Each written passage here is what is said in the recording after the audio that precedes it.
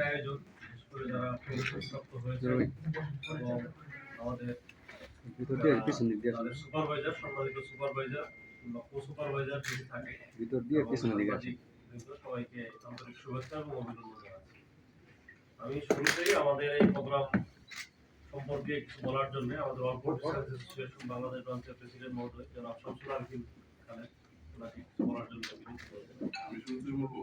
আপনি একটু বলেন, তারপরে এটা পরিচালনা আসসালামু আলাইকুম রহমতুল্লাহ। আসলে আমরা তো আবার নতুন ভাবে কাজ শুরু করলাম 1-2 মাস হয়েছে।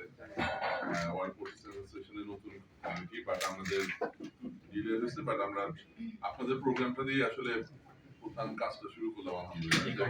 এই কমিটির যাত্রা শুরু হলো, একদিক দিয়ে খুব ভালো হয়েছে, কারণ ওয়ার্ল্ড প্রফেশনাল অ্যাসোসিয়েশন এর মূল কাজগুলোর মধ্যে এডুকেশন এবং রিসার্চ একটা অনেক বড় পয়েন্ট, এবং সেই হিসাবে একটা রিসার্চ ওরিয়েন্টেড একটা কাজ শুরু হয়েছে আলহামদুলিল্লাহ। এটা একটা ভালো দিক।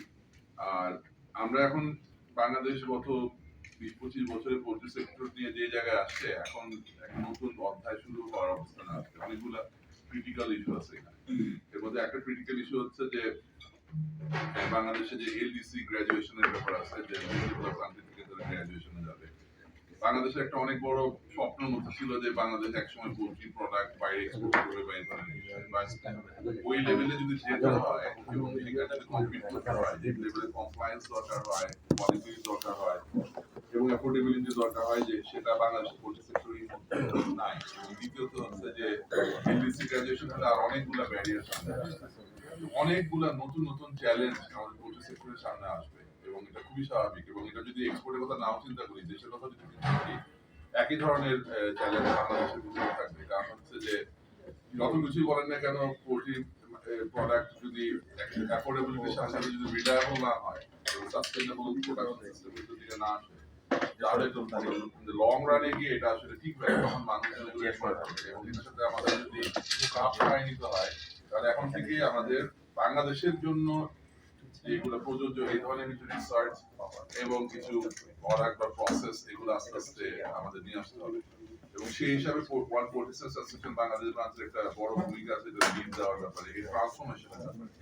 এবং ট্রান্সফরমেশনের একটা আরেকটা বড় প্রবলেম হচ্ছে বাংলাদেশের জন্য, যে মেজরিটি হচ্ছে স্মল হোল্ডিং ফার্মার্স, তাদের তো আসলে হাজবেন্ডারি প্র্যাকটিসেস বা হেলথ ম্যানেজমেন্ট প্র্যাকটিসেস এগুলোই আসলে স্ট্যান্ডার্ডের ধারে কাছে তারা এখন পৌঁছাতে পারেনি। অথচ তাদের আমাদের এই জায়গাটা নিয়ে আসতে হবে। এবং খুব বড় একটা চ্যালেঞ্জ আছে সার্কুলারিটি ইস্যু, যে আমাদের ওয়েস্ট ম্যানেজমেন্ট গুলো কিভাবে হবে, কারণ আমার থেকে যত ধরনের চ্যালেঞ্জ আছে এগুলো সব কিন্তু ইন্টাররিলেটেড এবং এগুলো সবকিছু সামনে নিয়ে আমি এগুলো একটু দেখলাম যে আসলে রিসার্চ নিয়ে কাজগুলো হচ্ছে, অনেকগুলো অনেক ইন্টারেস্টিং রিসার্চ এখানে কাজ হচ্ছে, যেটা শুরু হলো, বাট এটা একটা কন্টিনিউয়াস প্রসেস। সামনে আরো বেশি বাংলাদেশের জন্য রেলেভেন্ট এবং চ্যালেঞ্জ গুলো কিভাবে মিটিগেট করা যায়, সেটার সাথে রেলেভেন্ট রিসার্চ পেপার নিয়ে আমরা ইনশাআল্লাহ সামনে কাজ করবো। এবং আমরা প্রত্যেকে মানসিকভাবে প্রস্তুতি নিই যে আগামী 5-10 বছরের পোল্ট্রি সেক্টরকে যেখানে নিয়ে যেতে হবে, সেটা যদি আসলে নিয়ে যেতে চাই, তাহলে এখানে এডুকেশন, রিসার্চ এবং স্টেক হোল্ডারদের কমপ্লায়েন্স এবং ছোট খামারিদের কিভাবে ইনক্লুসিভ গ্রোথের মাধ্যমে তাদের উপরে উঠানো যায়, তাদের কম্পিটেন্সি বাড়ানো যায়, এই বিষয়গুলো নিয়ে একটু স্পেসিফিক লেভেল এবং জেনারেল লেভেলে কিছু কাজ আমাদের সামনে করতে হবে। এবং সেটাই আমরা আজকে সূচনাটা আসলে হয়তো আজকে আমরা শুরু করলাম, বাট অবশ্যই আমাদের সামনে আরো অনেক রিসার্চে আমরা পার্টিসিপেট করব। এবং শুধু তাই না, আমরা এটা চিন্তা করেছি যে প্রাইভেট সেক্টরকে কিভাবে আরো বেশি আপনাদের সাথে একসাথে করে রেলেভেন্ট আরো রিসার্চ কিভাবে বাড়ানো যায়, আরএডি ফ্যাসিলিটি আরো কিভাবে, ইভেন ইন হাউস আরএডি ফ্যাসিলিটি কিভাবে বাড়ানো যায়, সেগুলো নিয়ে আমরা সামনে কাজ করবো, আপনাদের সম্পৃক্ত করি ইনশাআল্লাহ। অনেক অনেক ধন্যবাদ, আপনারা কষ্ট করে আসছেন এবং এত কি বলবো হাই ভোল্টেজ লোকজন এখানে আমার আশেপাশে বসে আছে, অনেক অনেক ধন্যবাদ আপনাদের। যে আমরা ইনশাআল্লাহ সামনে কাজ করি এবং একসাথে কাজ করি। এবং আমরা একটা বিষয় একটু বলি, যে ফিডব্যাক পরবর্তী যখন রিসার্চ যখন শেষ হবে, এগুলো আউটকাম গুলো নিয়েও কিন্তু আমাদের একটু বসানো দরকার, এই ফলো আপটা যাতে হয় এবং এটা এবং ইন্ডাস্ট্রির সাথে যে আউটকামটা আসলে সেটা ডিসেমিনেট করা দরকার ইন্ডাস্ট্রিয়াল লেভেলে বা সেক্টরে, যে এই আউটকাম গুলো আসলে এগুলো কার জন্য কতটুকু রেলেভেন্ট, সেটা পর্যালোচনা করে কিভাবে এটা আমরা এটা থেকে সুবিধা নিতে পারি, সেটাও আমরা চিন্তা রাখবো ইনশাআল্লাহ। আপনাদের অনেক অনেক ধন্যবাদ আজকে আসার জন্য। এখন রেগুলার প্রোগ্রামটা হতে থাক, তারপর আমরা লাস্টে একটা র্যাপ আপ কথাবার্তা বলবো। Thank you very much. আসসালামু আলাইকুম। ধন্যবাদ প্রেসিডেন্ট মহোদয়কে। আমি এই পর্যায়ে আমাদের এই কমিটির যারা ছিল, বিশেষ করে আমাদের সম্মেলনের মেম্বার সেক্রেটারি এবং যারা সদস্য আমাদের এই কমিটির সদস্য সচিব প্রফেসর ডক্টর ইলিয়াস মহোদয়কে আমি এই প্রোগ্রাম পরিচালনা করার জন্য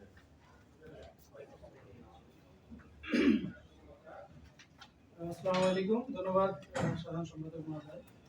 আপনারা অলরেডি আমাদের প্রেসিডেন্ট মহোদয়ের মুখ থেকে শুনে ফেলেছেন যে আমাদের ওয়াবসার আসলে কি উদ্দেশ্য লক্ষ্য। তবে আমাদের ওয়াবসার যে আপনারা লোগোটা যদি দেখেন সেখানে কিন্তু আমাদের তিনটা আমাদের ওয়ার্ড আছে, এডুকেশন, রিসার্চ এবং অর্গানাইজেশন। তো আমরা সেটারই একটি অংশ রিসার্চটাকে আমরা আসলে বর্তমান কমিটি প্রিভিয়াস কমিটি থেকে মেনলি আসলে এটি শুরু হয়েছে। আমাদের প্রিভিয়াস সাধারণ সম্পাদক আছেন, তো আগের কমিটি থেকে আমাদের একটা টার্গেট ছিল যে আমাদের রিসার্চ অংশটাকে আমরা কিভাবে আরো ডেভেলপ করতে পারি এবং সত্যিকারে আসলে রিসার্চ যারা করে সেই মাস্টার্স স্টুডেন্টদেরকে আমরা কিভাবে ব্যবহার করতে পারি।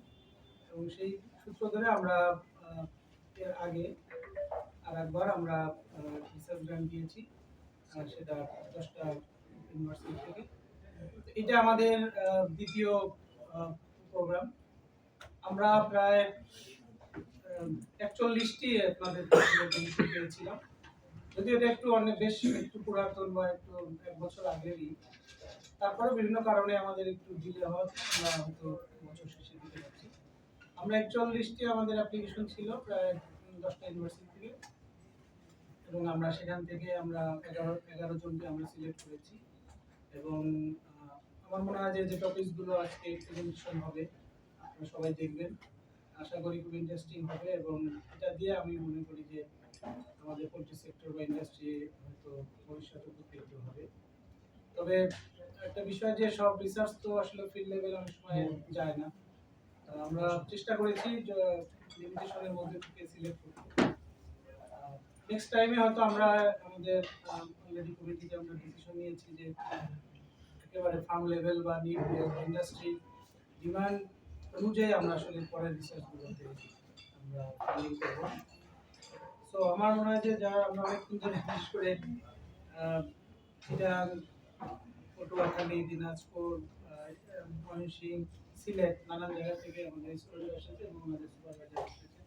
আপনাদেরকে ধন্যবাদ জানাচ্ছি, স্বাগত জানাচ্ছি। অনেকক্ষণ কষ্ট করালাম, আমরা হয়তো ওই যে 1 আওয়ারের প্রোগ্রামটা আমরা শেষ করে দেবো। এখানে আসলে অনেকগুলো টপিকস আছে, অনেক বিষয় আছে যেটা তো আমরাও জানি না কি আছে বা কি করতে চায়।